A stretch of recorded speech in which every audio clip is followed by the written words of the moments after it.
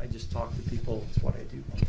So in that time, I've been involved with using technology and helping people perform better. I'm not opposed to technology, just certain kinds of it.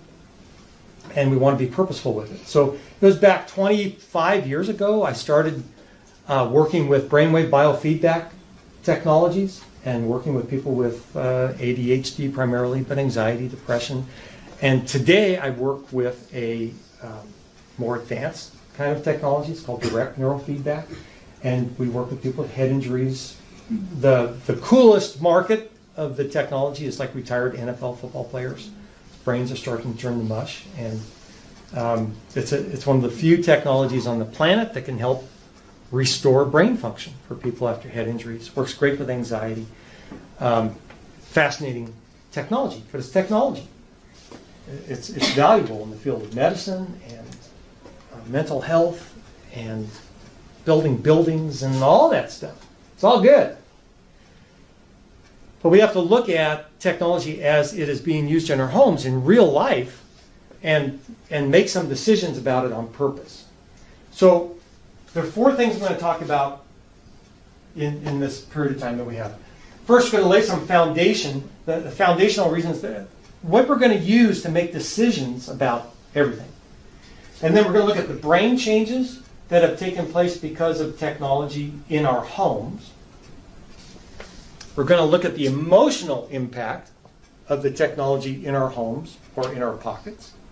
And then we're going to look at some of the good about it. So here we go. So the first, you saw this last year. I talked about something completely different, used the same picture because this is the most portable picture I've got. This works for everything.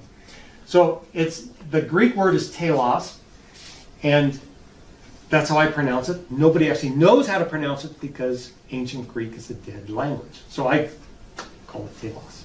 Pronounce it however you like. It means roughly, what's the point? So this is where we start with the question, what's the point? If I put an acorn down here on the table and I say, what's the point of an acorn? Most of the people that I ask have no idea. Squirrels eat it is the number one answer that I get. And then I have to pause and say, no, actually the point of an acorn is to grow a mighty oak tree. Not just an oak tree, but a mighty oak tree. That's the point of an acorn. So we can be surprised with something like seeds. We have something small and it can be something amazingly big and it could live for 300 years, 400 years. So what's the point? So I want to ask a couple. I'll have a couple come in for marriage counseling and they'll say, help us, and I'll say something like, what is the point of your marriage? And they might be stunned for a while. Like, I never thought of that. What's the point? But once they kind of get going with it, then, pretty quickly their marriage improves. What's the point? So I will ask you, what is the point of educating your child or teenager? I'll ask you to pull out a piece of paper and tonight actually write down some thoughts. What's the point of all this effort that you're putting in? What is the point of parenting your child or teenager? Where is this going? What's the point? Once you have that kind of laid out, what's the point of educating? What's the point of homeschooling? What's the point of parenting? What's the point of everything that you do with your child? What's the point? Once you get that down, what's the product that you want to turn out? Once you figure that out, what skills you want them to have when they go into the marketplace? What virtues do you want them to have as a human being? Who do you want them to be? What do you want them to be able to do? What's the point? Once you have that down, then you know, okay, this is where I am here, and this is the path to get to here. And so anything, I'm simple-minded, here's the simple-minded description, anything that keeps you on this path and moves the ball forward to this is good. But things that distract you and push you off the path, not good.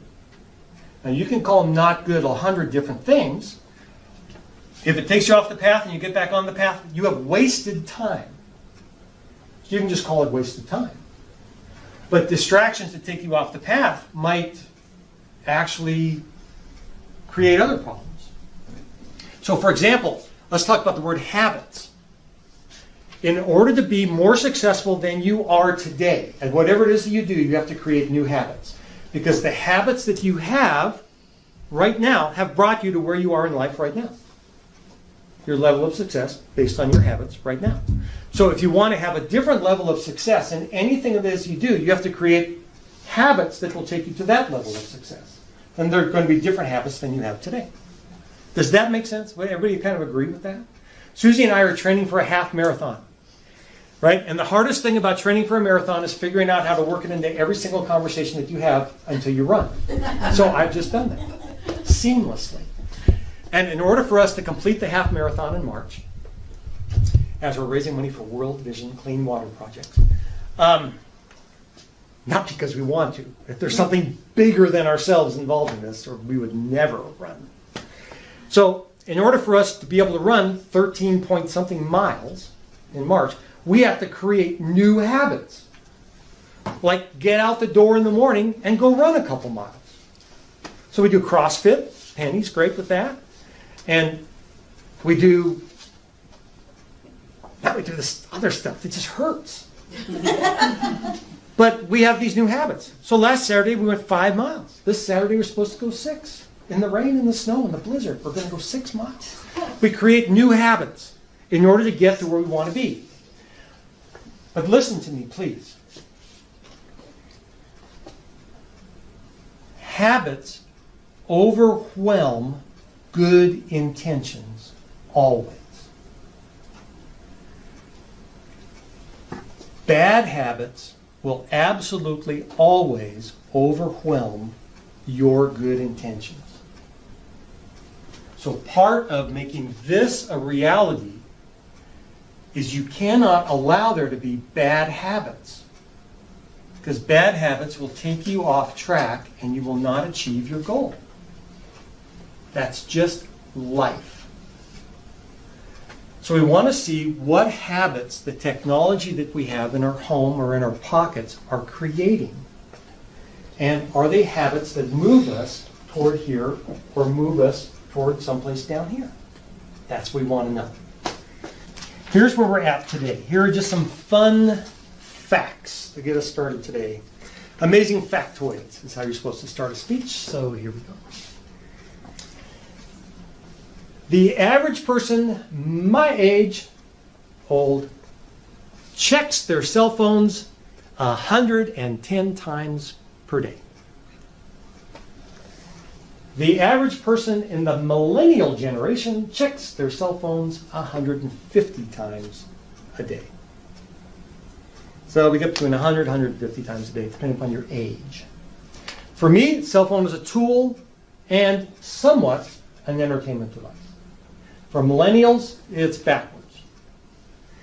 So when you check your cell phone 150 times a day, that would be like 10 times an hour when you're awake, right? That's like every 6 minutes or something, if I'm doing the math right. Check your phone. And you touch, swipe, press on your cell phone over 2,000 times a day, on average, 2,200 times a day. So you interact with that phone when you check with it. 12% of adults, that's you guys, 12% of adults use their cell phone in the shower.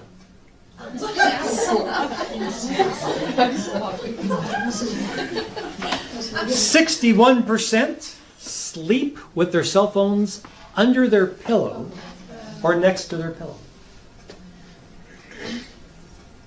75% check their cell phone the first thing they do in the morning. Now, some very highly paid business coaches tell their very highly paid clients, don't look at your cell phone for an hour in the morning. Because the wisdom is that when your cell phone, when you get the text messages, the factory's blowing up, you need to get down here or whatever, there's a problem, warning Will Robinson, whatever it might be, that your brain becomes reactive for the rest of the day. But that first hour of your day is a time when you can be very creative. And you can dream about what you'd like your day to be like or your week to be like. You can plan your day or week. You can schedule things. You can invent things in that first hour of the day better than any other time of the day. And looking at your cell phone ruins that. So the longer you can go in the morning without actually looking at your cell phone, the better your day will turn out, the better your week will turn out. So this is the advice given to millionaires and billionaires by their life coaches, their business coaches. 50% of all adults get wigged out when you take their cell phone away from them. So they become uneasy, upset, whatever it might be. If a business owner says, yeah, you can work here, but your cell phone stays in your car, 50% of all applicants will say, I'm just not doing this, not working here. Because we have become a culture where this becomes part of our body. This is an appendage to our hand, and we want it with us all the time.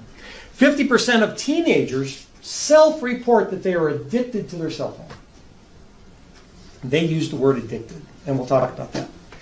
26% of car accidents are caused by phone usage. 5 years ago, 25% of auto accidents were caused by drunk drivers, and our culture was angry.